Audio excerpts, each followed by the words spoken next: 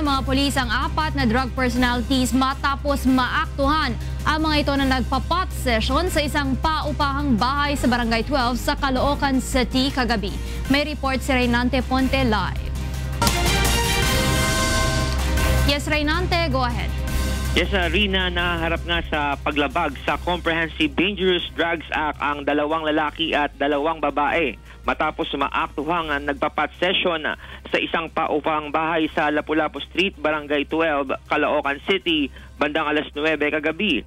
Sa inisyal na ulat ng Caloocan Police, nakatanggap sila ng tawag mula sa isang informant na talamak ang bintahan at paggamit ng illegal na droga sa bahay ng mga sospek. Agad nagsagawa ng anti-illegal drug operation ang mga tauhan ng Northern Police District Drug Enforcement Unit para maaresto ang mga ito.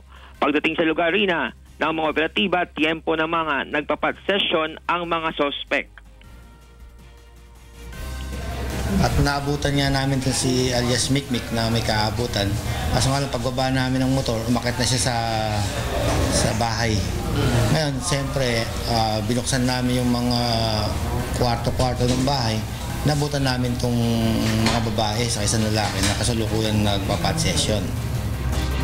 Nakilala ang mga nahuli na magkapatid na sina Irish Engio, 33 anyos at Melvin Engio, 34 anyos.